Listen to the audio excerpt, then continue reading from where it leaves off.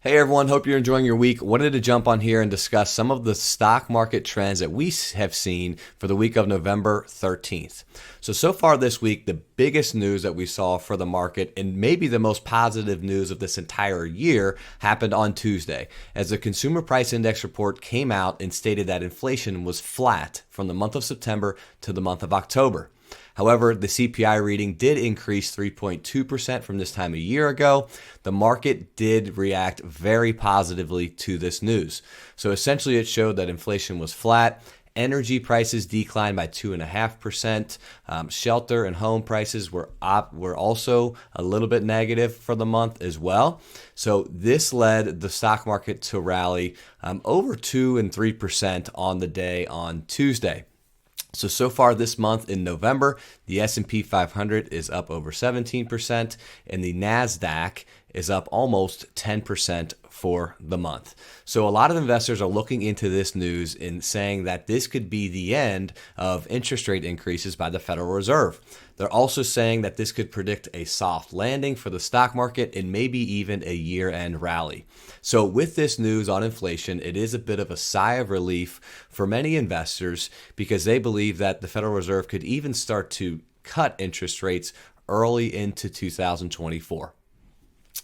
Changing pace a little bit and going to earnings reports for this week. So this week was a big earnings reports week for retailers. So Walmart, Target, Home Depot, TJ Maxx all reported earnings this week.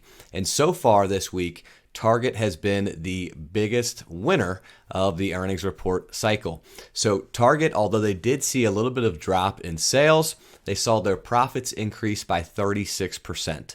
This led to the stock being up almost 18% on the day that they announced their earnings reports. Home Depot was another winner. Their stock jumped almost 5.4% on the day. Even though that their revenue had declined softly, their earnings have beaten estimates, and that led the stock to increase. They posted a little bit of a grim outlook for future sales.